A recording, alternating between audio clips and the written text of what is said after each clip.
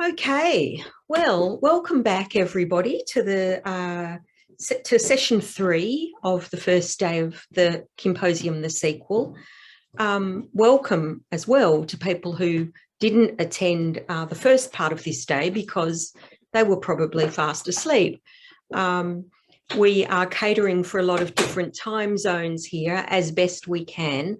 So we do understand that not everybody can attend every session, but we're very pleased that those of you who are here in every session are indeed here. Right, so just a couple of little housekeeping things. I'm Meredith Jones, as most of you know, Director of the Institute for Communities and Societies at Community and Society, singular, at Brunel University, London, and I'll be the host and the chair. If you're not already, please do follow us on Instagram and Twitter. They're easy enough to find, #Kimposium or @Kimposium. Okay, so with no further ado, I'm very pleased to introduce session 3 of Kimposium, the sequel. And the title of this session is Posthuman and Transhuman. And our first speaker is MAUREEN, LEHTO, BREWSTER, and their presentation is called Producing Posthuman Celebrity, Fashion, Architecture and the Body in Keeping Up with the Kardashians. MAUREEN is a PhD student in international merchandising at the University of Georgia. She completed an MA in fashion studies at Parsons School of Design, and she really looks at the intersections of fashion, micro-celebrity culture, social media, fan culture, pregnancy and parenthood. So could her research areas be any more relevant to this Kimposium? I don't think so. So I'm going to pass over to MAUREEN and she'll look after you for the next 20 minutes or so. All right, thank you so much, Meredith. One amazing thing about remote symposia is that we're all able to connect across space and time, which is very relevant to what I'm talking about today. So thank you so much. We're looking at space and place related to the Kardashians, undergone a lot of transformations over the 20 seasons, as this little brief slide suggests. So over the course of this presentation, I'll be thinking about fashion and body within space, and thinking about these things as an assemblage on Keeping Up with the Kardashians over the show's run. So Keeping Up with the Kardashians showed the family becoming celebrities. It's easy to dismiss their homes and their other material phenomena on the show, again, such as fashion, as accessories or set pieces. But I argue that they're really important forces in the production of celebrity.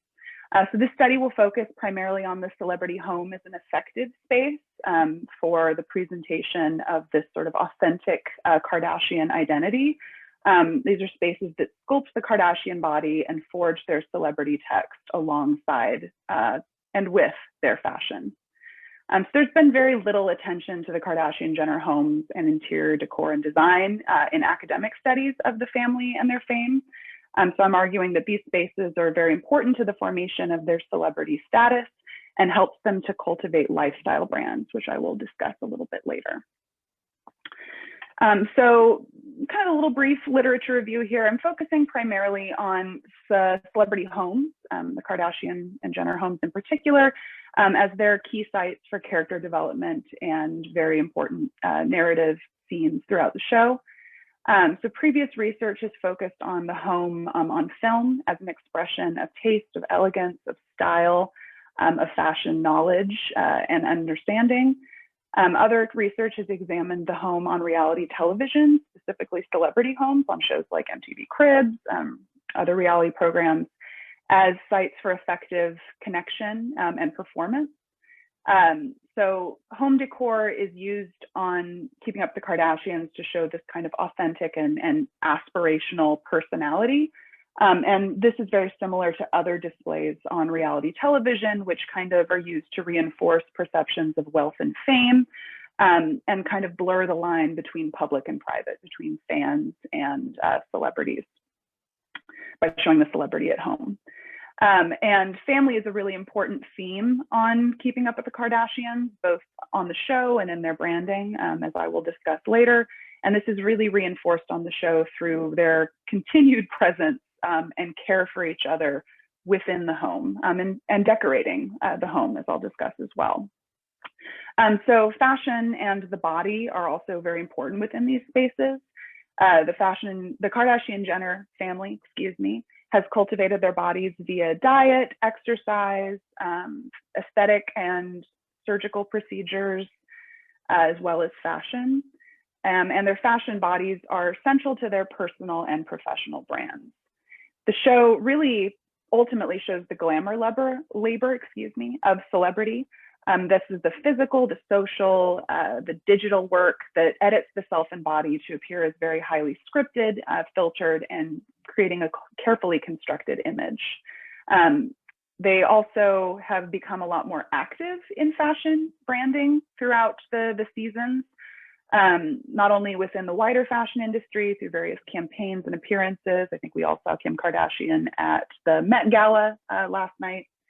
But they also have cultivated their own brands, and I will discuss that as well and how that is important within their fashion activity. So these ventures are really trading on a fashionable embodied habitus, a lifestyle and way of being that cultivates them as celebrities on Keeping Up and is extended via transmedia texts, such as the show's spin-offs and including social media. So the presentation is considering how these forces work together to produce this Kardashian celebrity. And as part of that, I am thinking through posthumanism and new materialism, which is sort of moving beyond this humanist representation and causality to consider non-human or more than human forces in the production of celebrity. So fashion body space is envisioned here as an entangled assemblage, as these material forces with discursive traces. And thinking through this theory enables me to consider how these meanings are not inherent to each of these forces, but that they're produced through the interaction of these things together. And these meanings change throughout the show as these forces develop and shift. So another thing to note, which I've touched on a little bit and will continue to consider, is that screens are extremely important in this assemblage. The show presents fashion body space in specific ways for the screen and for screens, really, for the central program as well as these transmedia texts. And this produces particular movements and meanings. So basically, I watched a lot of Keeping Up with the Kardashians. It was returning to the show after a couple years, after a bit of a personal hiatus, and primarily focusing on the early seasons, particularly season 1 through season 6, which I will kind of discuss has a very important shift aesthetically and in terms of the family celebrity. So I'm plugging Broad's theory into this assemblage, thinking through how these forces are interacting to map these emergent meanings of fashion, of body, of space, and of course of this as an assemblage interacting together. So some of the key spaces of the genre of reality television include, homes, vacation homes, as well as personal homes, cars, workspace, etc. I'm mostly focusing on the home just with an eye towards time, but there's a really interesting future study here, I think, of a concept in the space of work, of workspaces, and how those blur throughout the run of the show. So these spaces are treated as mises en scène, and they're used to develop character, right, to establish the family as individual personalities, but also to show their family connection. They also provide a space for consumption and again, curation of personal aesthetic. And they're also used to promote the family as a family, but that also promoting them and their various products and projects. Social media is also eventually incorporated into the show. This is especially important as their timeline gets a little blurry later on in the seasons. And this use of social media and integration of those screens acknowledges that the show is lagging a little bit behind real life. So the family sort of treats their social media as a related but adjacent means to promote the show and curate access to their private or off-camera lives. So what does this assemblage look like? What are some of the meanings that are emerging? Family is very important on the show. So we see the home, and in particular the kitchen, as this core of the family. This is primarily related to their own homes, but you also see it extended in various vacation episodes where the vacation home is used to bring the family together. But most importantly, owning a home is treated like a rite of passage as different family members grow up and get married, have children. It becomes an important plot line for them to own and curate their own home. And these interiors are really important because they're helping to cultivate and extend their individual personalities. So the decor of Kim's house is really recognizable. She's very protective of it in, I think it's season 5 when she owns her own home. And she puts up little, museum barricades to keep people out of her space. So her movement in that space and her constraining others' movement in that space is meant to enhance perceptions of her personality and work ethic. So housewarming decor and design are routinely, plot points on the show, and that these are understood as important markers of status and personality. Luxury is also a really important meaning here. Color palette textures shift and evolve throughout the run of the show, which you'll see. This sort of shift in particular from maximalism to minimalism, which reflects their changing wealth and their changing status, but also really is working to produce these meanings of luxury and in particular of taste. So the family also expresses this through their art collection, and this really enhances their becoming celebrity. We'll see some images of that. So these homes are increasingly large and ostentatious. If you look at images of their homes, aerial shots of their homes, you can see the McMansion roof just really proliferating throughout the run of the show. And these, homes are increasingly secluded. They're increasingly in these very dramatic settings in the hills of Calabasas and Bel Air. So this makes them appear much more exclusive and wealthy, but this also exemplifies how they're becoming a little bit more isolated from the communities that surround them. And it isolates them a little bit from social anxieties, in particular those related to race and class. So they touch on those themes less and less as the show goes on, if they ever really did. And so really the show becomes almost a bubble. Their homes become these bubbles, which I think you see really acutely in COVID, in the later seasons filmed during COVID. So just a brief overview of, again, this transition of fashion body space throughout the seasons. This sort of first phase, seasons 1 through 5, is this kind of French provincial aesthetic. And this is pervasive throughout all of these forces within the assemblage. So you see the home with these very warm color palette, rich textures, a lot of prints that are clashing / complementary. The clothing is extremely early aughts, so it's very reflective of the time, but it also reflects this kind of maximalist more is more aesthetic. And, important to note here, right, is that Kim is in a condo in the first couple seasons. Chloe and Courtney are sharing a townhouse. Kylie and Kendall are obviously very young and live at home. So there's separate homes, but the Jenner home seen here on the left is really the core of the family at this point. And so Kris is also often seen in the kitchen. She cooks throughout this period. This is before the chefs start to emerge later on in the season. And, the confessional backdrops and fonts that you can somewhat see reflected in this slide are also kind of reflective of this slightly less polished, more of a reality celebrity than what we'll see in later seasons. Oh, sorry. So then by season 6 to 10, we're moving into this kind of Hollywood Regency period. And this, is Kris's iconic foyer, which was reproduced for her short-lived set piece on her talk show. And this is probably one of the most recognizable Kardashian settings. It becomes this really, iconic focal point for the show. And even though they do move into this house a little earlier, back in season 4, it's not redecorated in this style until season 6, which seems important given some of the big events, life events that are happening during that time. This is around when Khloe and Lamar get married. This is around when Kim gets married, twice.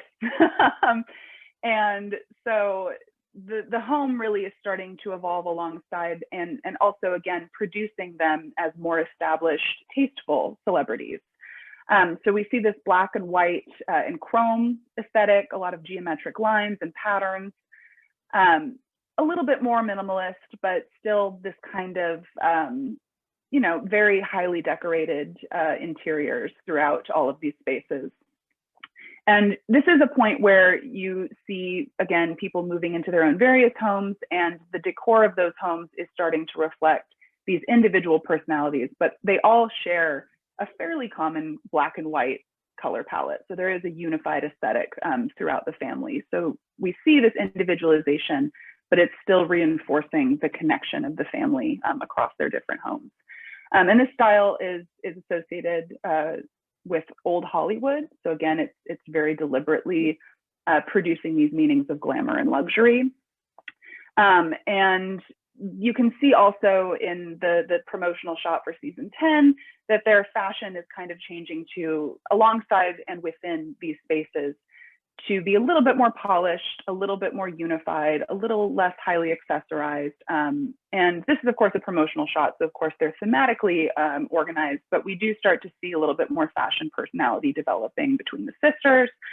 Kris Jenner is, indulging her penchant for amazing suits, and life is proceeding apace.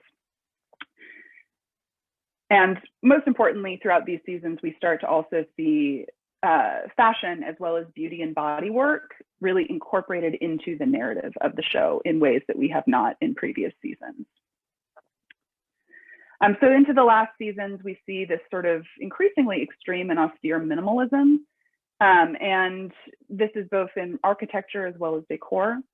Again, I mentioned this use of art and the collection of art, high art in particular, connoting wealth and taste. And this can be seen in the Yoshitomo Nara painting in Kris Jenner's home, as seen in Architectural Digest on the right. So there's this very neutral color palette. It's really a hard correction from some of the maximalism that we've seen. And interestingly for me, this period really shows the family almost becoming more unified again in terms of their architecture and interiors. It almost becomes not entirely interchangeable, but a lot less distinct in terms of how their homes reflect their personalities. So there's a lot more sleek and natural textures throughout all of these spaces, a lot less personalized decor.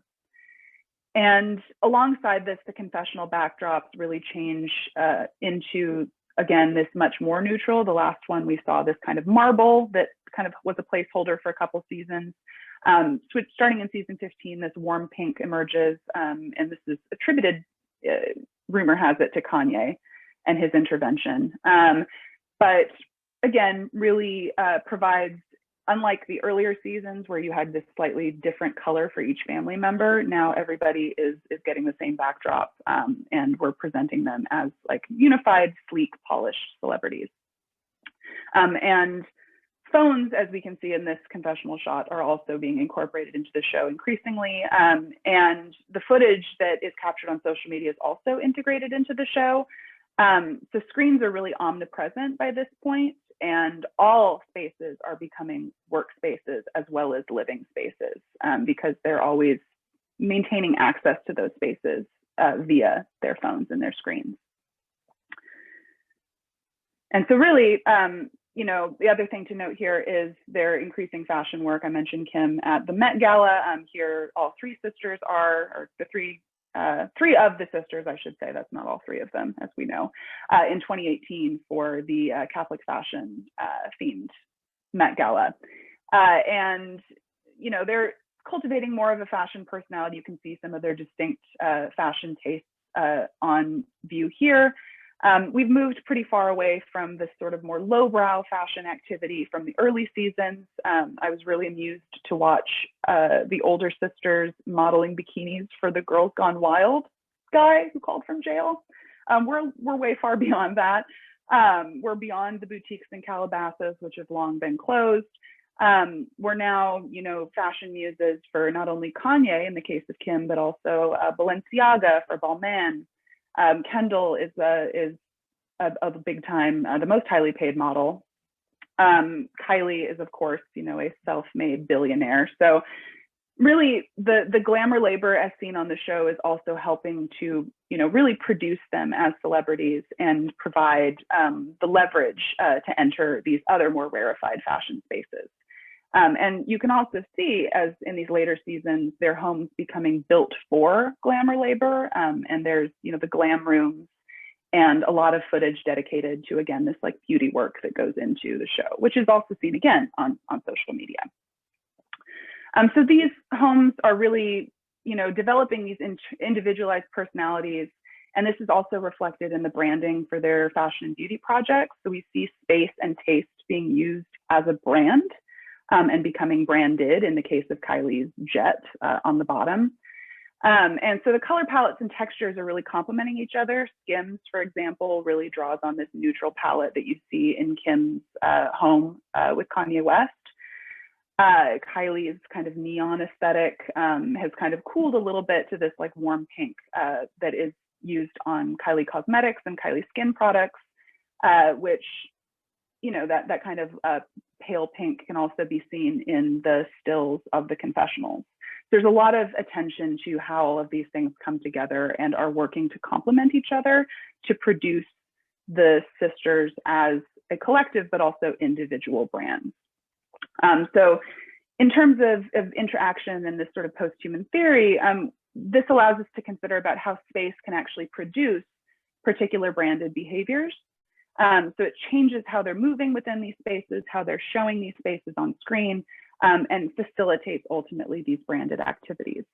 And once again, right, we see this kind of blurring between work and home. Home spaces are really used for promotion and for production of this brand. It's used to enhance their authenticity and intimacy, which is actually very much influencer behavior, but really in the case of the Kardashians and the Jenners, relies on the show as this sort of central branding mechanism. And again, uses the way that they are portraying their fashion and their bodies and their homes on screen for personality development. And this is also reflected in their branding. So just a couple of conclusions. We're thinking about how fashion and the body are mediatized, how space is mediatized, that is really produced and fashioned for the screen. And again, that facilitates particular branding. And that, you know, architecture and interiors in the case of throughout the show are really reproducing the family as not just these reality kind of curiosities, but as actual established, legitimate celebrities with wealth and glamour and fame. And the Kardashian brand is really this digital mechanical assemblage that's, you know, features individualized interior design and branding. So in this space, sorry, this is my last slide. You know, post-human celebrity, what is it? Maybe more than human. It's material, it's discursive. And in the case of the Kardashians, it's absolutely hypertextual and hyperreal. And that's it. Thank you. Wow, thank you so much, Maureen. Excellent. I loved, you did a kind of archaeology there, I think, like a contemporary, you know, visual culture archaeology. Yeah, really beautiful, and so much to think about and talk about later on, including your choice of backdrop, I must say. In this, yes, good eye. Had a little fun with that. Good. All right. Well, we'll move straight on to introducing our next speaker, and we'll have time for questions at the end. Please do put your video on and hand up if you want to ask a question at the end of either speaker. So the next speaker is Sarah MARILYN BARRICK, and the title of this presentation is Kim Kardashian as a Transhumanist Icon.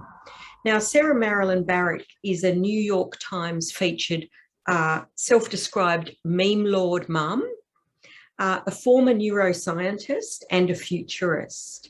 And her research began with developing brain-computer interfaces in a lab, but in an increasingly digital world, she's now evolved to focus instead, or as well as, on the general interfacing of humans with digital technology. So I'm really excited about hearing this next paper, and welcome, Sarah, handing over to you. Awesome. Thank you so much, Meredith. I'll go ahead and share my screen here.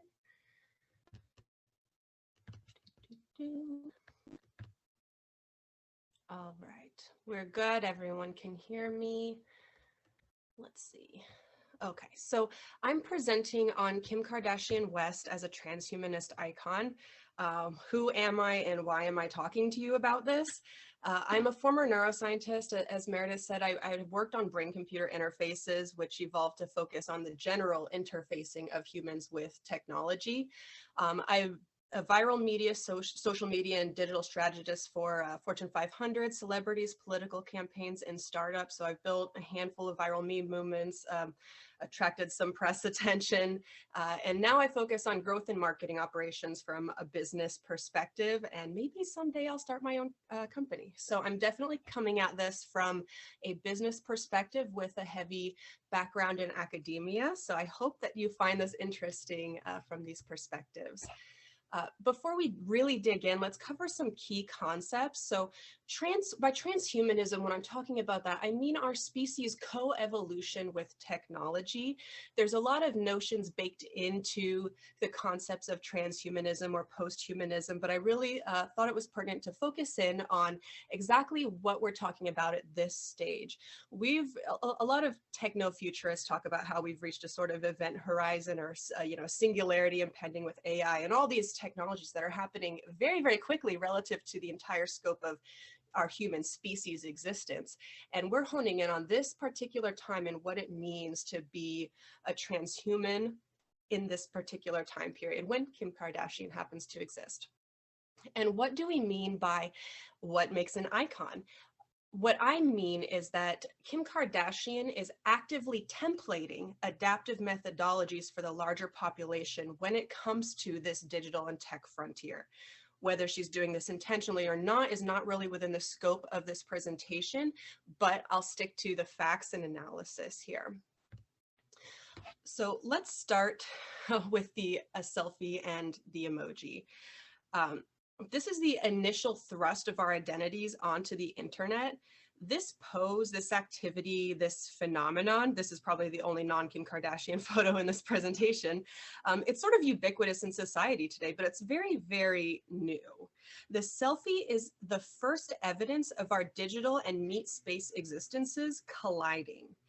This was prefaced by the emoji, which accelerated the volume and throughput of communication. Rather than having to formulate your thoughts and feelings into words, you're able to condense that very quickly into emojis and communicate across barriers with higher volume and throughput.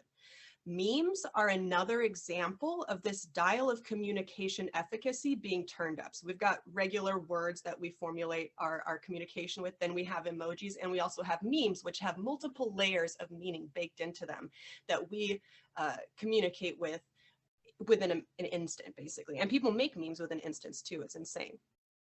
So, but just being the most distinguished selfie queen of all time doesn't make her a transhumanist icon when it comes to digital identities.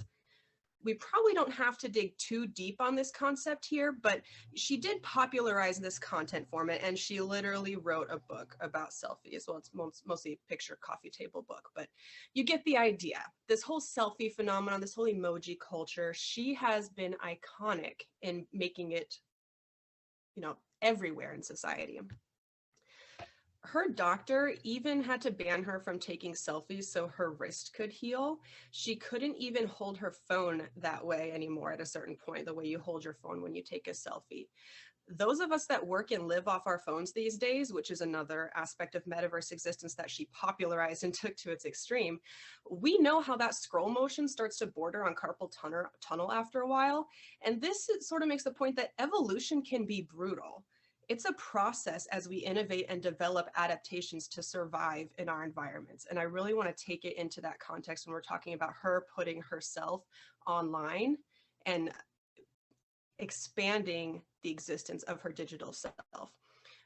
To put a fine point on it, Kim actually had her assistant begin taking pictures of her to preserve the existence and the dimensions of her digital self.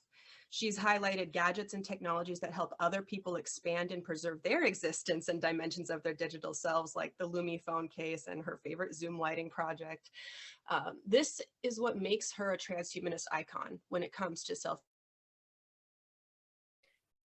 Sarah, I think you've gone on to mute somehow. Brings us to our next example. It's more than selfies and adaptations. When Kim was robbed in Paris, the criminals had found where she was because of her social media posts, and they held her hostage in her hotel room. She thought she was going to be killed, and to be clear, she easily could have been. Now, this isn't posting about going on your vacation and someone robbing your house while you're gone because they knew you'd be away because of your post on social media. These people hunted her down. People do get hunted down, and some of them killed because a killer was empowered by information they gleaned from social media as to their whereabouts or status. This is a fact of sharing our lives in this way. Through the process of evolution, we jettison maladaptive behaviors like posting certain things publicly, and we cultivate adaptive ones. When Kim talks about the Paris incident, telling her story, she also shares what she then did to protect herself in the future. She stopped posting things in real time. Now, this is a very common tactic that most high-profile people employ these days. Nikita Dragun posts pussy stunts on her stories at 11 a.m. that take place at night, for example, where it's very obviously not in real time. This is part of what makes her an icon, experiencing the extremes of this evolution into the digital and meta frontier, and then actively providing a template for others to adapt more efficiently and effectively. She didn't hide away after the Paris incident. She went out and spread the word about how to prevent it happening to anyone else. If we could sort of return to the selfie line of inquiry and follow that out a little bit more, what comes as an extension of that concept of the digital self is a transhumanist innovation in personal branding. Kim Kardashian is one of the most successful personal brands to ever exist. A sex tape would ordinarily destroy a woman's professional career or a chance at a serious personal brand, but instead she's being interviewed at a Forbes summit about how she manages her multiple million-dollar businesses. She built her personal brand by successfully fusing her digital and her meat space self. Entire business models have risen up around what she's innovated business-wise around her personal brand, and those models actually have come to define their respective industries today, from marketing to product design, merchandising, brand partnerships, and altering the consumer goods supply chain as a whole. She has always been an early tech adopter, and it's always been her edge. We all know about her infatuation with BlackBerry. She won't let it go, but she does still get on with the early features, the early technology. She's always the first to adopt and use it, take it to its extreme, and amalgamate it into her personal brand and business empire. Now, for example, we have businesses that exist to shortcut the manufacturing, supply, and merchandising facets of not just the cosmetic industry, but almost every single consumer goods industry at this point, to service the rise of social media users who want to leverage their digital accounts to launch products of various kinds. Talent houses now court famous TikTokers to help them ideate their unique take on the Kim Kardashian business model. What product will they release and leverage based on their fused digital and meat space selves? Today, anyone with a social media account and a few $100s can launch an entire makeup line of professional quality. Think about that. Think of how wild that would sound if you tried to explain to someone, even in the year 2000, maybe even 2010 even, this might sound wild, that MySpace rises and dies, someone named Kim Kardashian becomes very famous on a platform called Twitter for a rather indeterminate reason and starts a makeup line, and now suddenly your friend from high school with less than 1,000 followers on Instagram is a makeup guru releasing makeup collections of quality on par with Revlon via some company called Alibaba or Pietra as a side hustle while waiting tables at Applebee's. This is our new normal. Kim innovated the template that more and more people are leveraging as their selves, their livelihood, and their experience of life expand into the metaverse. Now we even think of social media influencers as a real career. I have some thoughts on that, but the point is, we've just discussed the evolution of the digital self as a feature of human society. Now we're going to dive into tech-empowered meta-existence. This is when it gets interesting. The reality show. This is a really fantastic forum for a topic like this because I don't really need to explain the magnitude and gravity of this phenomenon in grinding detail. 20 seasons, landmark viewership, you all know the deal. And Maureen just did a great job of highlighting how the medium of screens is embedded in the keeping up with the Kardashian enterprise. But see, reality TV used to be scripted. It was astonishingly unreal, actually. We vaguely remember those days when game shows reigned supreme. The Kardashians made reality TV actually real. It was just their real life. But importantly, it heralded this new age of the expansion of selves into new mediums on screens, where we get to the point today where we're all totally engrossed in the news feeds of everyone else's and even our own reality presentations. We're more interested in what Cardi B is eating for dinner or what someone else does to work out than we could have ever imagined 10 or 15 years ago. And it's not just interest. We spend an incredible amount of actual physical time consuming this content over other things. And to be frank, that type of content, the real reality entertainment, has way more value and utility. This is why it's a technological innovation. What Cardi B eats when she's on a work bender is actually highly relevant to our lives because we need to eat on work benders too. When she posts a story of how she makes her natural hair mask for her and her daughter, that's helpful information for lots of people. This kind of reality TV content is a tech-enabled form of meta identity. You know, when you watch TV, movies, social feeds, mirror neurons fire in your brain. That basically mimics the neural pathways as if you had done something yourself. This is how we watch and learn, the actual neurological process of it. It's like a mild form of experience. Actually doing something is always a more efficient way to learn an experience, but watching is just learning on a lower dial setting, just short of doing it yourself. So let's talk about how this medium has affected the expression of self and the performance of meta identity. I'll go ahead and read these first two paragraphs because it really summarizes some of my key points. And then at the end, I've got a sort of twist there at that last paragraph. So this article was very interesting when it talks about why the reality TV show was such a hit. They created influencers, says comedian Marcy Giroux. She's one half of the Kardashian podcast, which breaks down the reality show episode by episode and discusses the latest Kardashian headlines.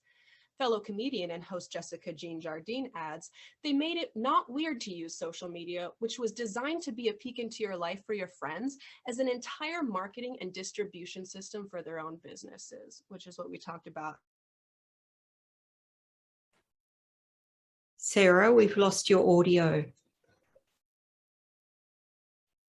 I bet this is just the beginning of how people begin to express themselves and exist in the metaverse.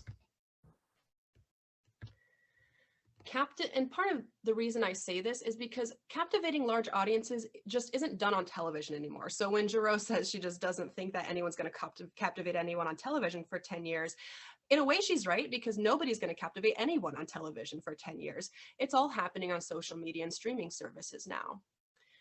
When you think about why Keeping Up with the Kardashians is finally ending on cable, and we speculate on what's happening next, I think that this point will bear out over time. Quite soon, probably. Now, but this whole transhumanist icon gets a little bit deeper than this even. It's more than just watching an identity performance on a screen and firing mirror neurons. In today's world, you can increasingly perform a meta identity. Now let's talk a bit more about the meta aspect of this. The transhumanist angle here isn't just about digital existence, it's also about meta existence, which arises from the collision of real world and digital world. I put real in quotes because if digital life wasn't also real, something like the Paris incident could never happen. The fact is, digital life is real life, and what happens in the digital world directly affects the meat space world, which creates a metaverse of existence. So let's dig into that meta concept. What exactly are we talking about? The Kardashians, for example, using AR filters not as a novelty, but as a matter of course, is an example. We're talking about the difference between playing with an interesting tool like a monkey and a power drill and recognizing a tool as a tool and utilizing it as a tool like the Homo habilis, which eventually became the Homo sapien. You can catch their filters glitching sometimes on their stories. And I want to get into a little bit of a note on the sources here. So I highlighted this post in this Instagram account because it's really indicative of how this sort of research is carried out in today's world. And I almost want to put research in quotes, but this is actually serious, like investigative reporting that's being done on social media. That's incredible. So this account has over 200,000 followers, and it's dedicated to learning and explaining cosmetic procedures in skincare and celeb transformation. So this is very targeted niche here with clearly a huge following. This caption is what interests me though.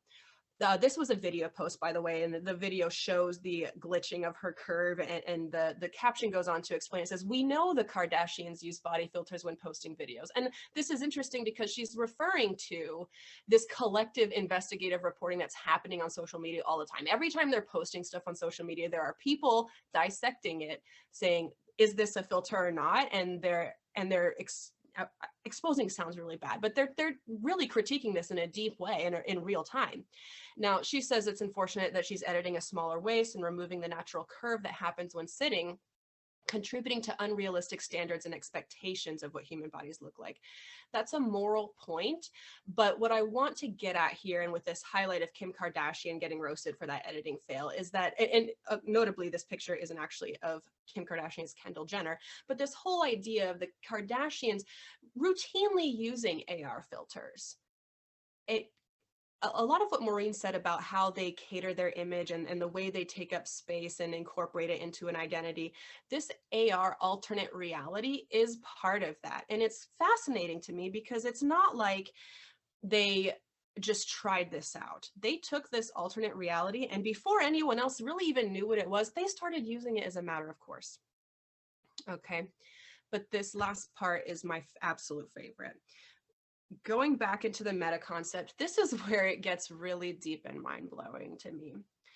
We're talking about more than digital life and digital selves.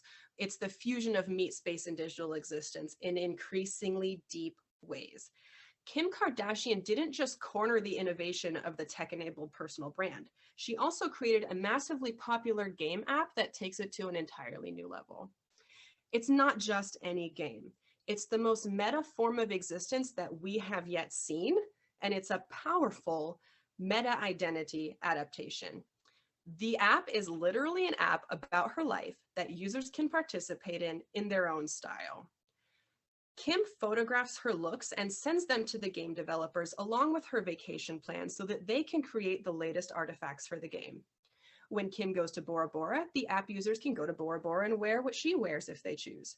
If it sounds like a ridiculous concept, just consider that it made over $1 million in its first few days and has made around $200 million to date. There's other figures out there, but you get the idea. It's not chump change, and it's not an accident. It's important to remember that this isn't just some famous person parading about in the digital and meta space that makes her an icon. Kim Kardashian has developed a series of successful business models, in fact, an entire business empire in this space, while templating an adaptive existence of self on the metaverse frontier that powers successive iterations in the general population. Kim Kardashian, she made an app about her game, and people have come after her iterating on this concept. Nicki Minaj is one that comes to mind. I think we'll continue to see others, and not even necessarily celebrities in the future, but I'll get around to that in a second. This game phenomenon hits me deep. I had to download it and play it myself to try and really understand the level of transhumanist innovation here. And just for some context, I've actually never seen an episode of Keeping Up with the Kardashians, and I wasn't really like involved in the cult of her personal brand at all, but it's absolutely fascinating from this perspective. And to see that her app just took off right out the gate, and so many people were so engaged, spending so much time and money in this game, I had to dig in and figure out what the heck is up here, right? So the game mechanics are definitely clever, like the hooks that keep you addicted and playing and reopening the app, to be sure, but that's not all of it by any means. It's interesting to see what fans of the app say about it themselves. Like, why do they get so addicted to this game? Even people who aren't obsessed with Kim Kardashian really get into this game. I know, I'm one of them.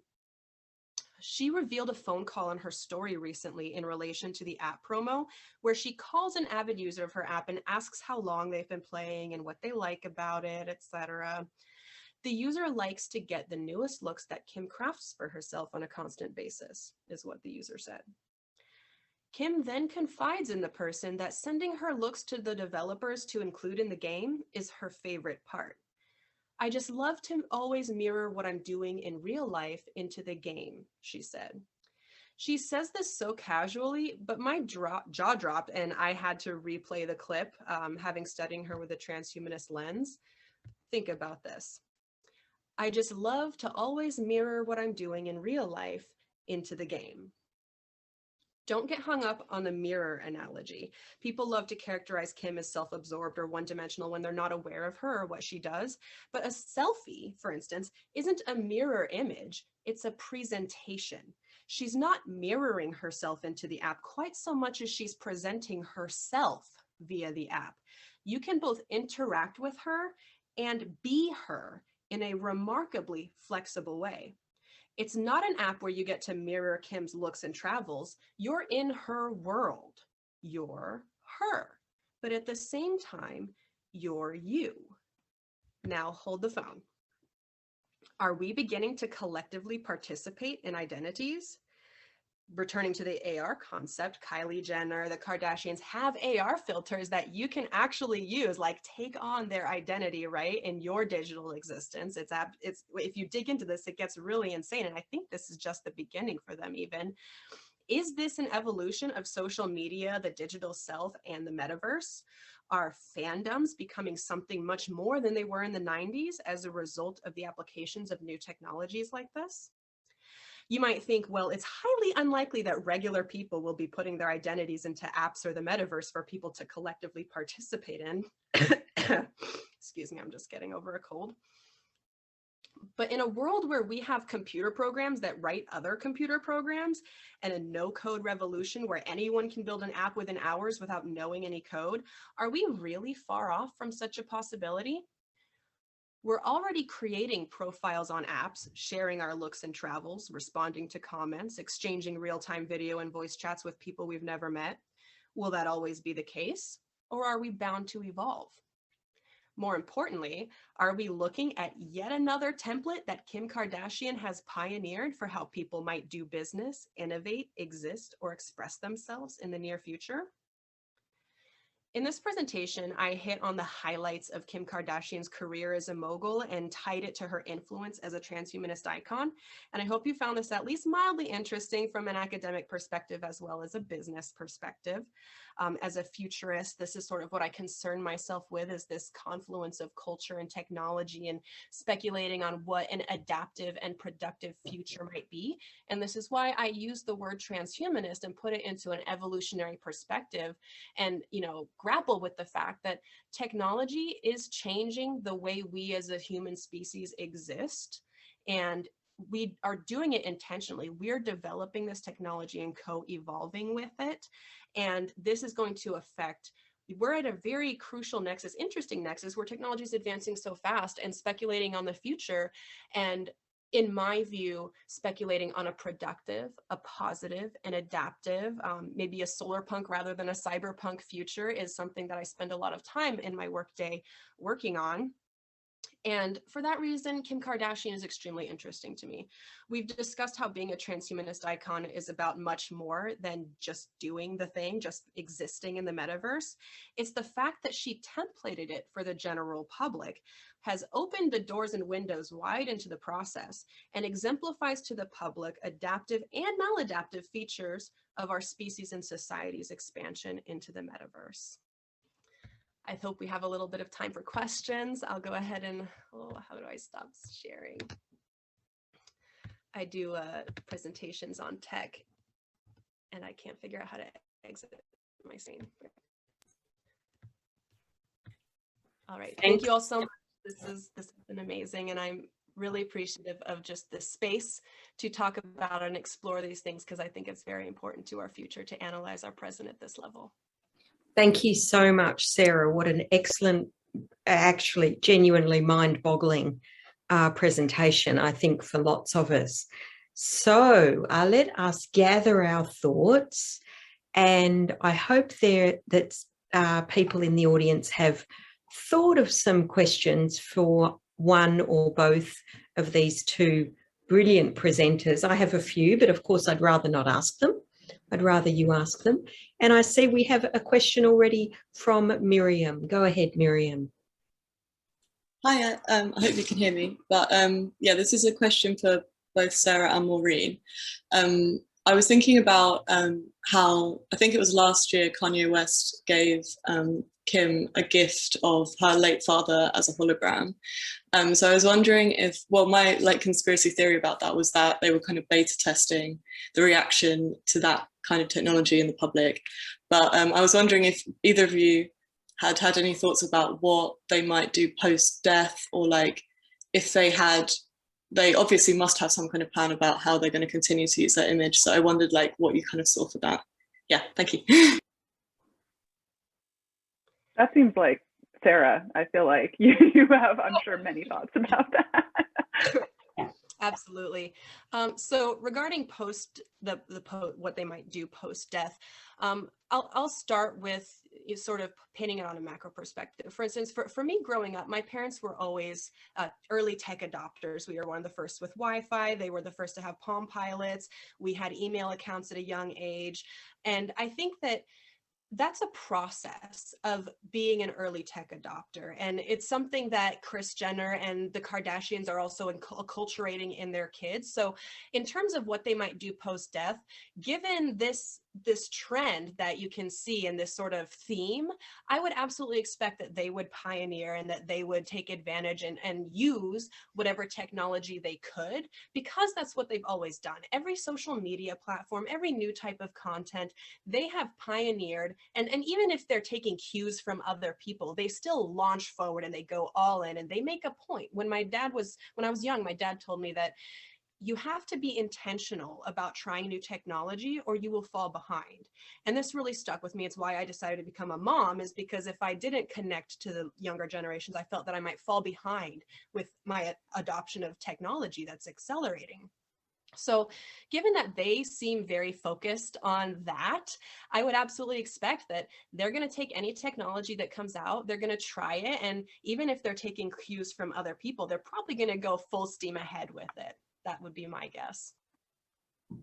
Yeah, I would say, I was thinking too in regards to this, what it says about the body, the celebrity body.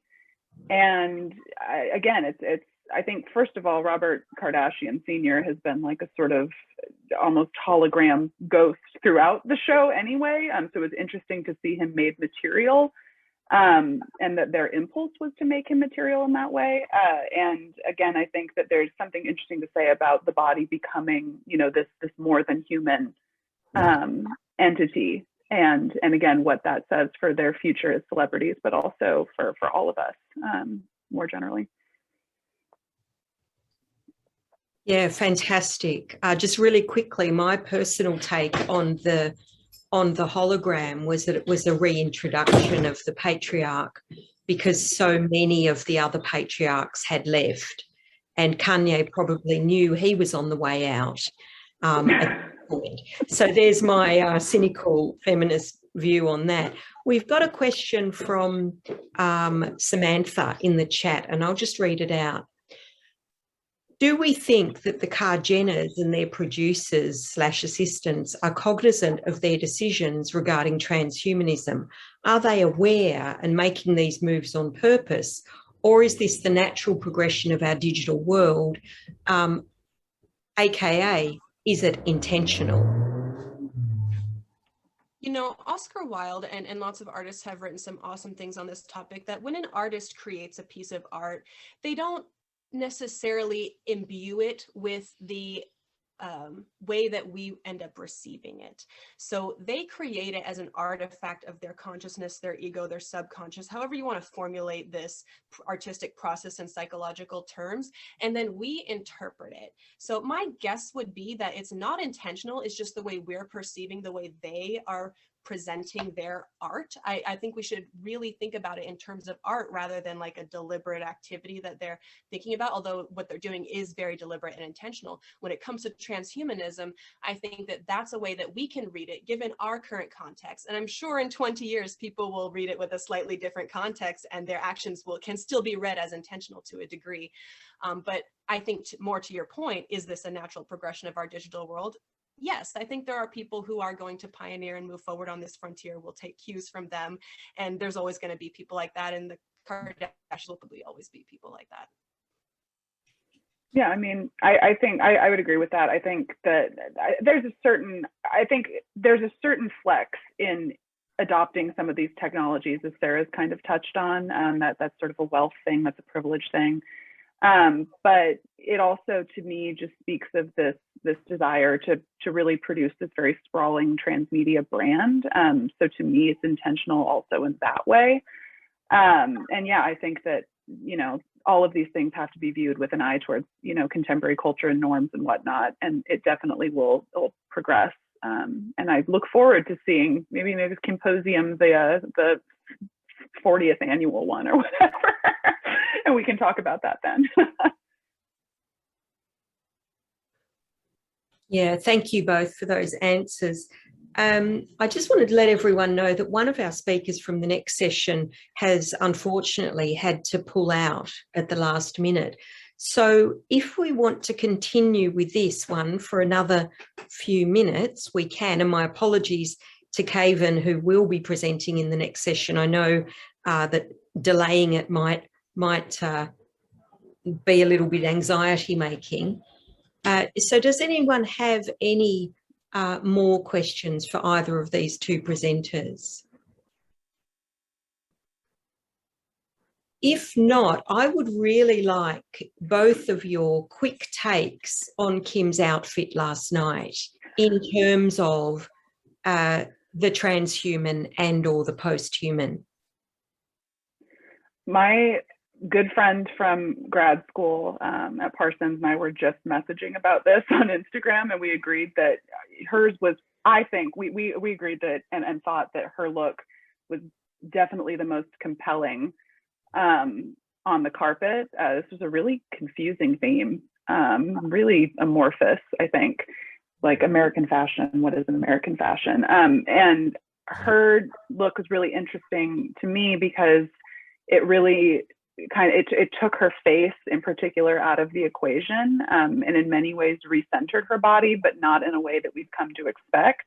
Well, maybe in a way that we have come to expect if you've been watching the Donda rollout. But it's really interesting to me that she's kind of going into this phase where she's really cloaking her body and, again, kind of making it something that is recognizably human, but also, again, more than human, and how the fabric is kind of masking yet also enhancing her body and the curves, and the color too is like, I mean, that very stark color. But it's, you know, she's done a lot of really high fashion work, and I think that's a theme that we've seen. This outfit to me also kind of harks back to her first Met Gala appearance, the infamous couch pattern pregnancy look with Kanye. So there's a really interesting kind of through line of how she's clothing her body, how that is, you know, responding to space, but also thinking through the celebrity, I think, of her body. And yeah, I thought it was probably the most interesting thing on the carpet for sure. And for my take, I found it incredibly emotional, actually, and I actually kind of got worked up just having you ask that question and more in hearing what you have to say. Because for me, it was very striking in the context of a meta identity. Towards the end of my presentation, I started getting into this notion that you can exist as a meta identity and other people can participate in your meta identity and perform it in a totally new and deep way. And her look on the Met Gala last night was her performing and participating in Kanye's meta identity. So for her to be a pioneer with other people participating and performing her meta identity, the fact that she then performed Kanye's and participated in Kanye's meta identity was an incredible motion of solidarity, in my opinion. I just thought, like, imagine if the person you love, you know, it's like a deep notion of consent in a way to participate in someone's meta identity in that way. It's not like she was asked to do that. She took this huge moment. She always loves her Met Gala appearances, right? She very much seizes these moments, and that's what she turned this moment into. So for me, what I took away from that is like this new notion, the transhumanist frontier sort of opens up deeper notions of consent when you really start getting into performance of identity. They're very particular about what images get posted on social media, right? So these notions of consent, I think, there's lots to be untangled and investigated in the future. But the fact that she did that, I don't think that there's I can't think of an example of someone participating in someone else's meta identity with quite that amount of gravity. So I thought it was iconic for sure, and also deeply emotional for me in a way. Yeah, it was emotional for me too. I agree. There are several really, really interesting comments that have been going up in the chat, so we can have a look at those. But I think it is time now to move on. Can't thank you both enough for this excellent session. I'm clapping silently. Absolutely wonderful. Thank you both. Brilliant, brilliant papers. Thank you. All right, which brings me to session number 4. And as I said, Melvin Williams sadly is not able to join us. There's been a little bit of an emergency at that end. So we have CAVYN Mitchell, who is going to talk on the topic of transgender identity and privilege. And the subtitle is Coming Out in the Public Eye and the Role of Celebrity. CAVYN is a doctoral researcher at Brunel University, London. He's also a community development coordinator for a trans empowerment program.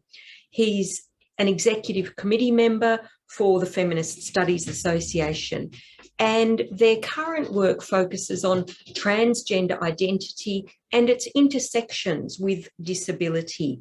So basically the link between trans identity and identities that are associated with disabilities.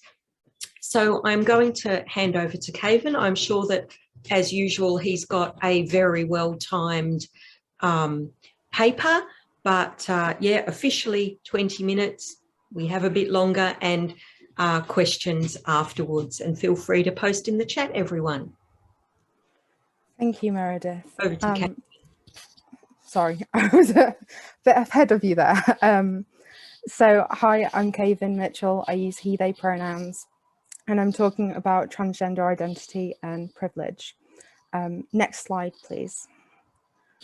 So a 2011 survey conducted by the Equality and Human Rights Commission in the UK found that out of 10,026 respondents, 1.4% would be classified into a gender minority group.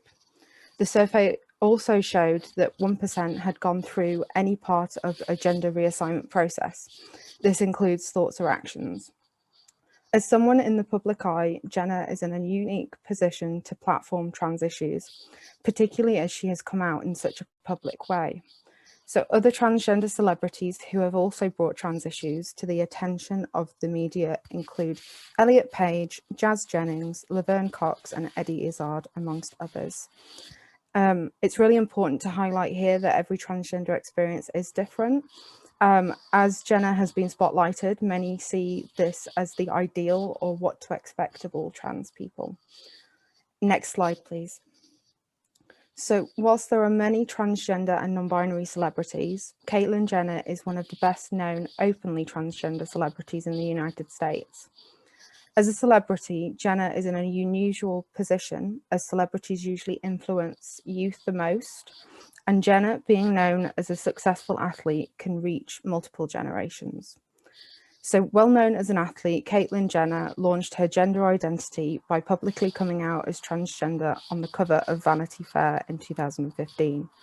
Whilst this was a huge leap, it was not done lightly. Jenner came out in Vanity Fair as a way to control the way in which she came out, after there had been whispers that other media outlets were about to out her without her consent.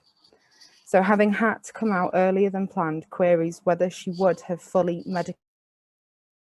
So Harvey 2017 notes typically that celebrities are not personally known to their audience, yet they are connected through this parasocial interaction, which is a phenomenon when people experience intimacy and familiarity with individuals and characters through mass media. This places celebrities in a position of power and yet detracts from their ability to have privacy as the public gaze falls upon them. Next slide, please.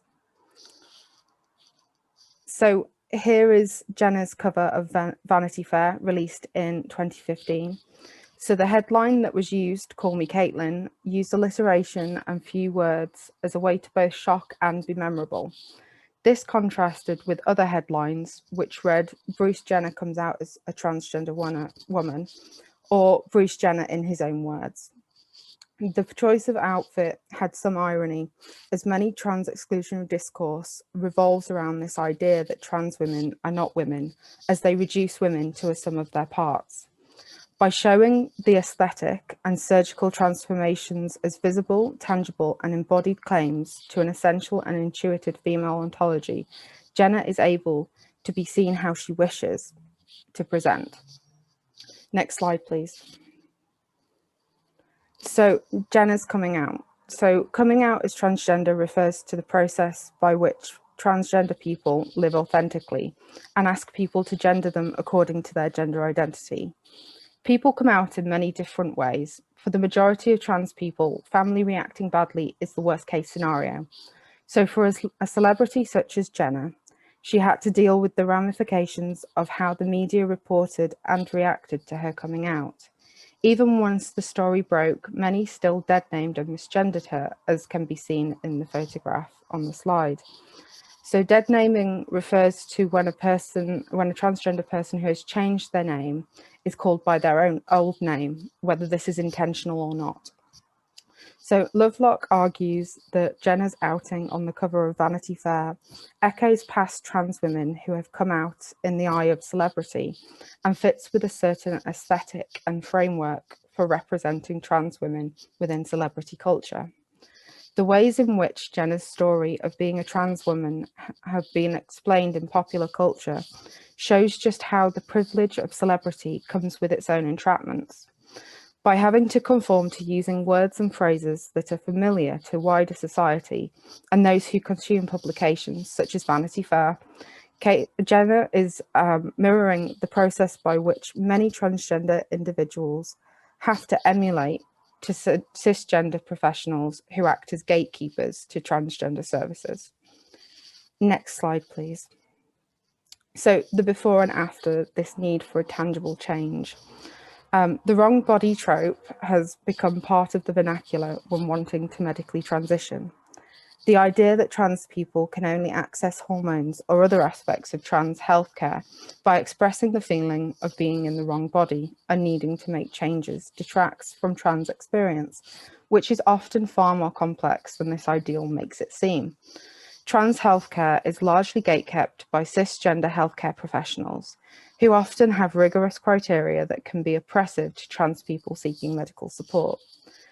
There is the need within society for this before and after with trans people, being able to see a tangible difference. This discourse posits transgender subjectivity as characterized by a feeling of being in the wrong body, a dysphoria, which is made right through corporeal alterations to physically resemble one's true and intuited gender. So various scholars have critiqued how medical recognition as transgender and thus access to hormones and surgery is contingent upon the recapitulation of established scripts of being trapped in the wrong body. This wrong body trope not only causes many stereotypes, but it also creates this one-size-fits-all expectation for transgender identity, which is dangerous, particularly for those who don't fit within this trope. Many people identify outside of the gender binary, and for others, it may not be that they knew from a young age that they were trans, but this does not make their trans identity any less valid. So Jenna clearly imbibes this idea that transgender individuals experience dysphoria and undergo medical treatment, which, whilst is the case for many binary transgender individuals, this view erases non-binary experiences and those who cannot or do not want to medically transition due to disabilities or medical conditions. Next slide, please. So transitioning in private. By having some transitionary surgeries and medical treatments ahead of coming out in the public eye, Jenna is able to show herself in the way that she wishes to, whilst also having the space to process her transition. Whilst transitioning privately ahead of coming out publicly was positive in terms of self-care and privacy for Jenna, it has caused some misconceptions and misperceptions about the transgender community, transitioning, and trans women. As with many public figures with marginalised identity, there is a real danger of becoming the poster person for that identity, thus perpetuating stereotypes. For many, medically and socially transitioning is one of the hardest aspects of their life. The medical transition, even paid for privately, is a slow process, with changes being felt within the first few months, but external changes not being visible until at least 6 months into treatment.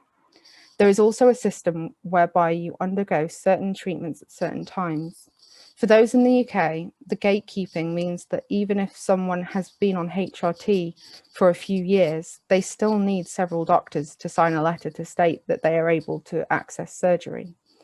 In the US, the system is slightly different, as this is all private healthcare. This means, and as Caitlin has shown, that for the right price, you can have medical treatments in whichever order you wish and whatever works best for you as you transition. Next slide, please. So passing. Passing typically refers to one's ability to remain unidentified as a minority, and this stems from the contested concept of racial passing. So in the context of transgender individuals, passing is a term used to describe whether transgender people are perceived as the gender they identify as. Passing is complex, and although for many it is important for survival and for validation, for others it is invalidating or simply not relevant. One of the reasons this is controversial is due to there being a split between the transgender individuals who conform to the gender binary and those who do not.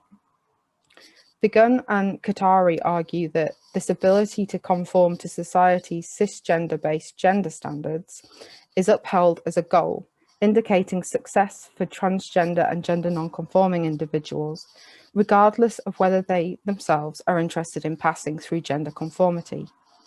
One major problem with the theoretical discussions surrounding the issues of passing when transgender is that there is little extant literature on how the ability to pass or the success of conforming to gender standards may impact experiences of discrimination, violence, or even access to necessary services, indicating a need for further research.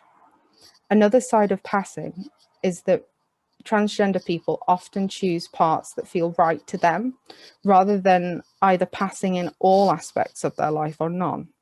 Although many trans people strategically and agilely live with aspects of passing and aspects of crossing in their lives and may regard abandoning either component as idealistic or impossible.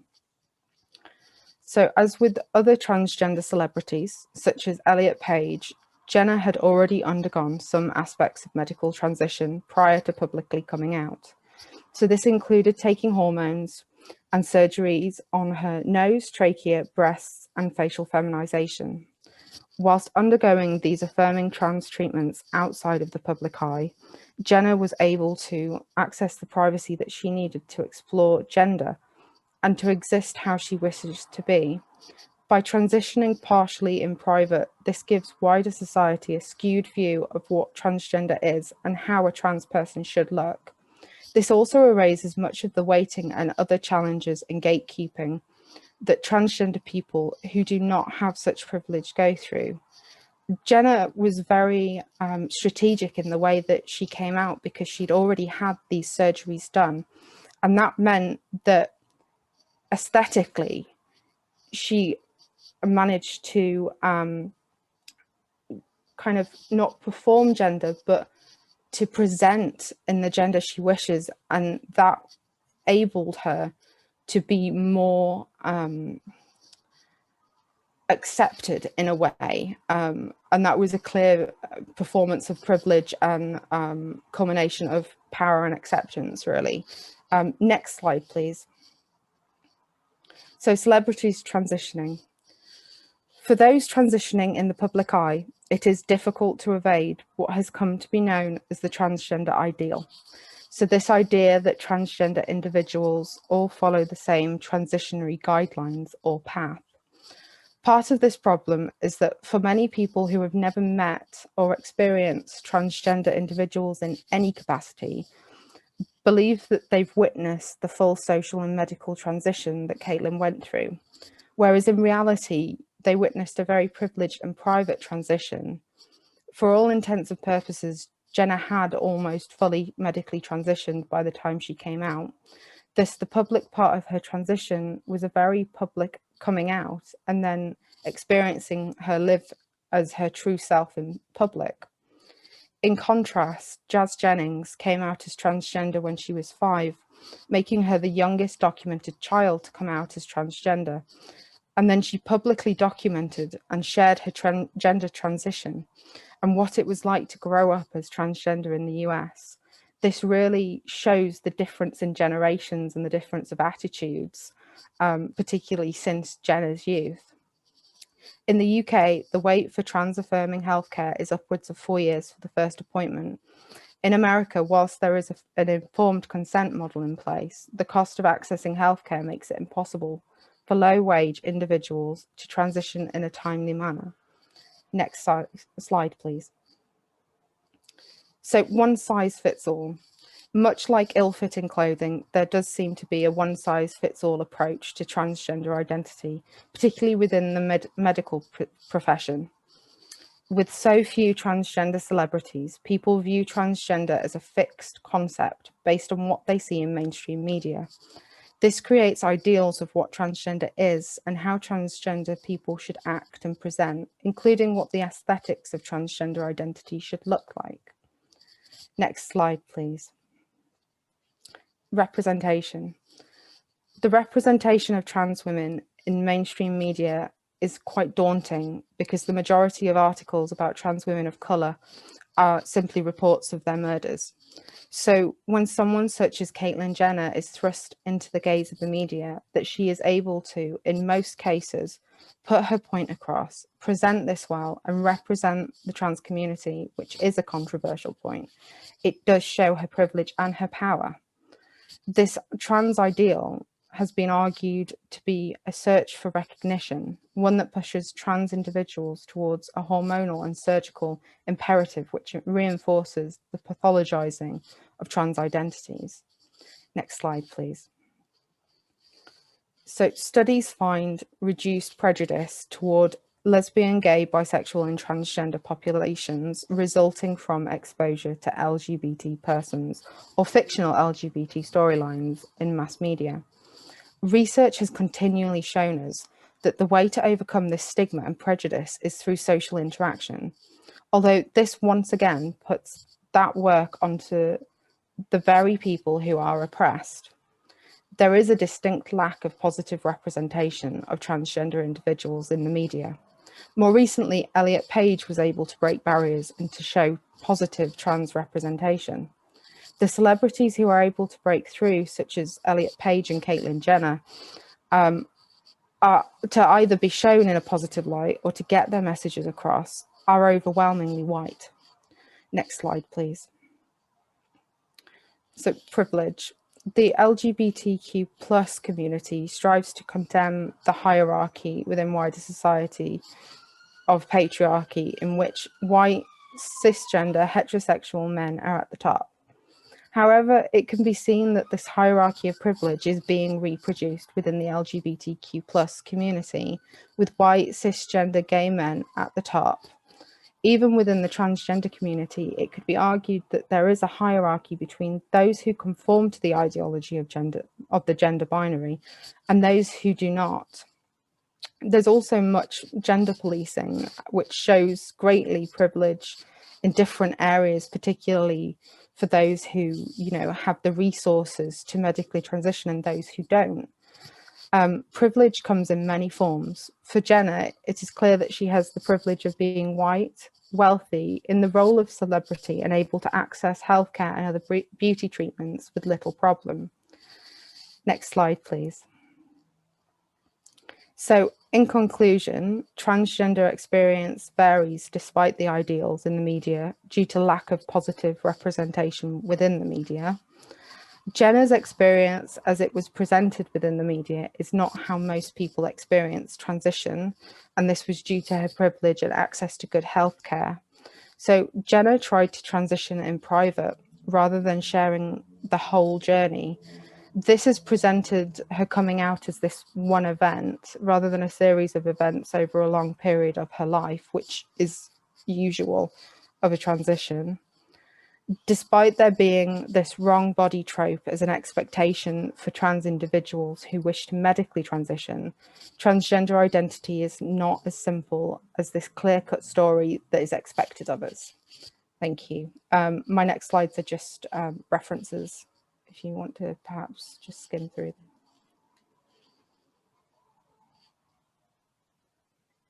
And also, thank you, Seb, for dealing with the tech. It's more than I could have managed. Pleasure. Perfect. Thank you so much, CAVYN. Excellent, excellent presentation, incredibly informative. And yeah, I just loved it. I'm looking for hands. I have a question, but would rather, of course, someone else asks. No hands yet. So while you're all putting your thinking crowns on, I'll ask mine. And so, CAVYN, I've actually been watching a few things starring Caitlyn Jenner lately, listening to a podcast and watching a couple of documentaries, and I'm really struck by the way that she mentions Bruce all the time. Okay, so, and it seemed to me that this was one of two things. And by the way, she mentions Bruce positively. She'll even say things like, I'm very proud of what Bruce did. Right, I think that's in, one of the most recent documentaries. And I don't want to forget Bruce. I don't want to push Bruce under the carpet. So is that simply a very privileged trans woman not wanting to let go of a different, very privileged identity that she used to have, a possibly more privileged identity? Of course it was more privileged. It was a white man who was supposedly the best athlete in the world at a time. So is it that, or is it something more subversive? Is it actually a way of saying, in one way, I don't buy into the complete transformation trope? I hope my question's clear. It is, thank you. So it really could be either. So for many trans people, if they are binary trans people, so transitioning from male to female or female to male, then often there's this ideal of you have to, lock away your past self put a padlock on that and completely just don't mention it ever again, that person is dead, hence the term dead naming as well. So that there's that, but there's also more recently, particularly amongst non-binary individuals, there is this idea that it's okay to talk about your past self, or it's okay to say, when I was this gender. It's not very common for people to refer to their past selves' name, which is kind of what strikes me about that being a, smacking of privilege. But again, I think the idea at the very heart of everything trans, you kind of have to, particularly for me personally, being trans breaks the system and makes anything possible. So that ideal of actually anything's possible because I'm now living as the other, that is particularly powerful and particularly liberating. Or it could just be a mixture of everything. And also Caitlyn Jenner, I don't know about, more recently, but has, particularly in her series, has spent a lot of time with Kate Bornstein, and that kind of it's something that is very much in Kate's vernacular as well. Particularly, so people who Kate Bornstein is, in case they don't. I'm not quite sure. Kate Bornstein is an activist and writer, and is probably more commonly known for these cards that always say "get out of hell free." So it's the idea that as long as you've been kind in your life, you do what you have to do to survive, and they will take your time in hell. So it's just this idea that their entire activism and basically their writing and all their trans influence is this idea that we should be kind to ourselves and kind to others, and that it doesn't matter what else happens because there is kindness there. So that's but this is the Kate Bornstein particularly plays with gender in a very unique way, which is why I say this is something that they perhaps have kind of shared when with Caitlyn Jenner. If that answers the question, I got a little bit offhand. No, that doesn't matter. And I think the idea that trans really breaking whatever molds there are is a really important one. And theorists like Karen Barad would absolutely agree with you that being trans changes reality for a lot of people. There's just a comment in the chat from Olin. Great presentation, thank you so much. And I think that Sarah did a hand wave. Was that, or were you waving at someone, Sarah? No, okay. So is there anybody who is trying to put their hand up and can't for some reason?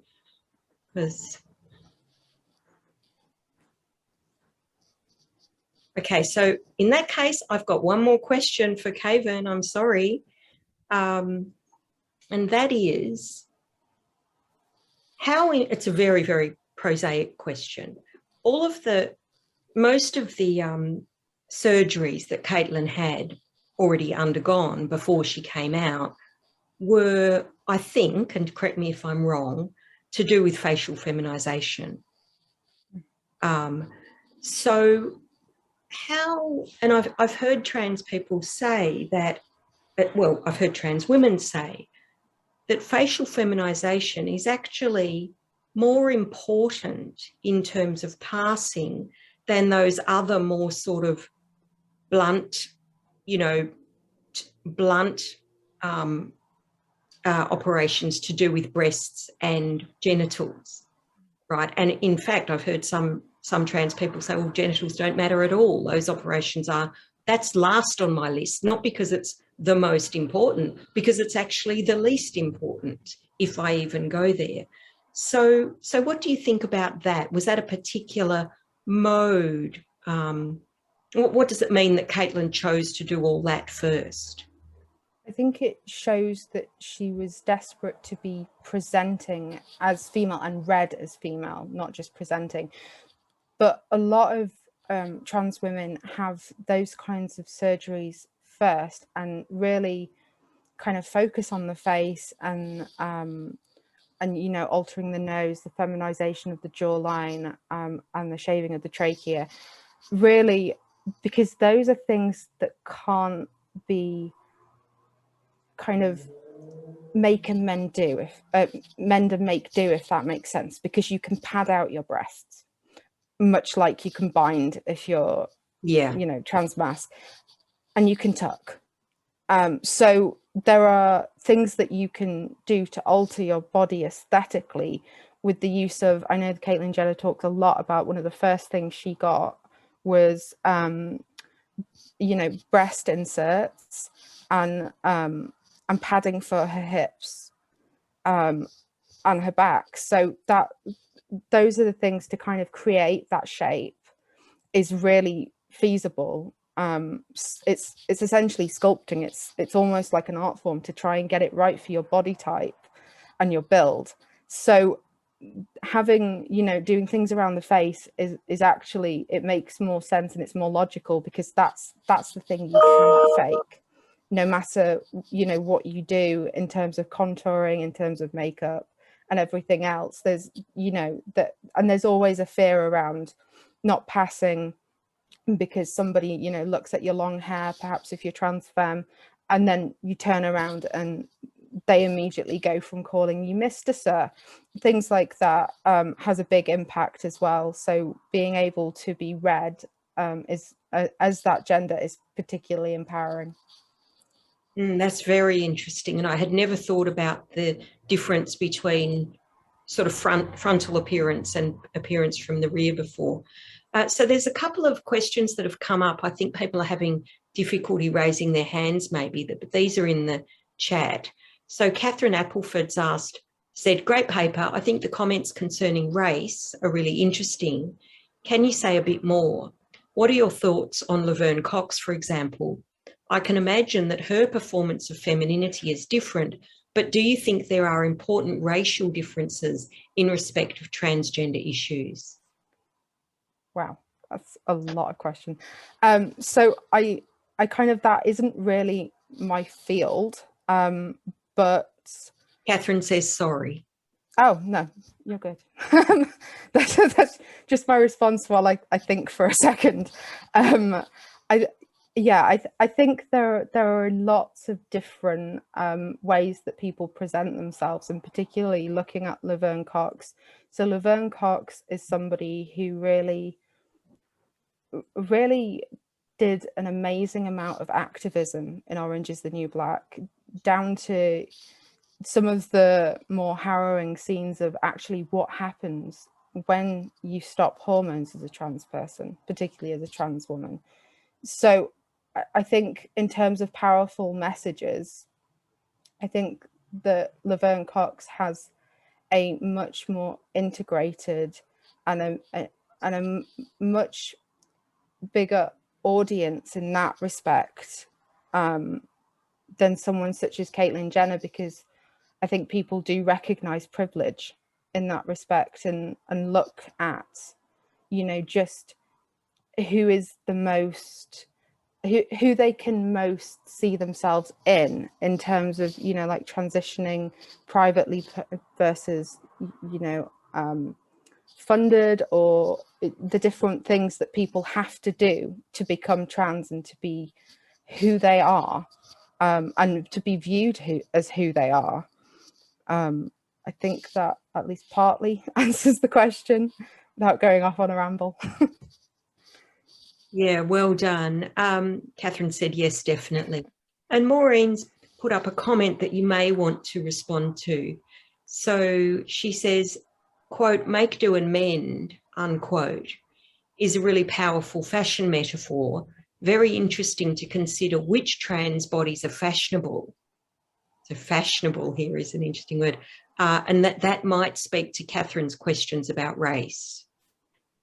Yeah, I think the way that a lot of there is this kind of, it's almost like trans people kind of are the ultimate hand-me-downs in a way, because when we find equipment that works for us, like binders, when we have top surgery, we don't throw those away. There are people using binders with holes in them because they're such a scarce and such a needed and coveted resource. So that passing down of different things, and it's the same with information. So trans people, oftentimes, if you come out as trans and you find others like you, whether that's online, whether that's in person, whatever works in the location, often there'll be somebody who almost mentors you through your transition and tells you, this is how to get it done. This is how, if this is what you want, this is the way I did it, and this is the way this person did it. And it's a real sharing of information, but it's also, particularly in the UK with the NHS and the kind of wrong body trope, going back to that, it's interesting because a lot of trans people mentor younger trans people, or trans people who have just come out, to put it correctly, about how to get through those interviews and those appointments with cisgendered professionals, how to speak to cisgendered people about trans issues, and how to get that point across, and to come out of that meeting or appointment with what they need for their own body and their own peace of mind. So that's kind of really important. But there is this ideal that you do hand things down, whether that's information, whether that's, a packer, or a way to tuck, or, things like that. It's a community thing, more than anything. Yeah, that's a really, really nice way to think about it. Thank you. Great answer. I can't see any more hands up. Please wave, or if there's... Okay, we've got one from Leda. Would you like to go ahead, Leda? Yeah, hi. Thank you very much for the presentation. I was just wondering, because I remembered after the Vanity Fair cover that many activists were saying that they ended up even hurting the community more, because first of all, I mean, we all know she's a bit conservative in her politics, as she didn't really give back to the community anyway. She talked about the struggles of the community, but in a bit of performative way. And yeah, I was thinking if you think that it's true that sometimes when privileged people come out like that, in that fashion, that, as you said, it was like an outcome and an event without really sharing the whole journey or amplifying the voices of the people that cannot follow that, if it can be hurtful even more, and like, be more difficult than for the public to accept the, everyday trans people, not Caitlyn Jenner trans people. Thank you. Thank you. I think one of the biggest things, because she is rather conservative, but there was this aspect where, with the politics and Trump in America, not to go too deeply into that, but there was a meeting between Jenner and Trump in Trump Tower around the whole debacle around, who gets to use which toilet or whatever that was. And it was really interesting because Trump was abdicating, keeping trans people, particularly trans women, out of single sex spaces. At the same time, Jenner, whilst in Trump's company, was able to use the women's restroom. So it kind of does that privilege is very shown. And I think particularly with some of the things that she has said more publicly, I think there's always that face of, this is who I am and this is how I have to present for me, and then there's the community. And I think that shows. But when you kind of look at some of the things that she's done that actually haven't been reportable or haven't been said, she does help the community in different ways. It just happens to be in isolated incidents rather than massively publicized, because that would do to massively publicize some of the things she's doing. Like she did visit with the parents of a trans teen who committed suicide. To publicize such things would be just disrespectful and hurtful to the community and to the people involved. So when you take away the fact that she's doing things kind of on the down low rather than publicly, she is putting others first. But there's an interesting dichotomy going, and almost an identity struggle with power of kind of presenting who she is and her brand and her identity, and bringing with her some of that male privilege that she had when she was Bruce Jenner, and also trying to represent her community. And she has said before she does not represent the whole transgender community, but because she has that privilege of being white, she has one of the biggest platforms from which to speak, which it's a real shame that there aren't more people brought onto that platform with her. When we turn up to meetings and people from different marginalized groups are missing, it's our job to take those people with us to that meeting, to give them a voice. So that was particularly, that's what kind of always gets to me, is that actually if you have that level of privilege, you have that power, you share that power. It kind of goes back to a lot of Kate Bornstein's stuff on kindness as well, which I'm now rambling about. Hope that answered your question. Yes, thank you. All right. Well, I've definitely asked all my questions. I think that's all for this session. I'm really sorry we couldn't have the other speaker, but I think CAVYN more than made up for that. So thank you all for coming and for your great questions.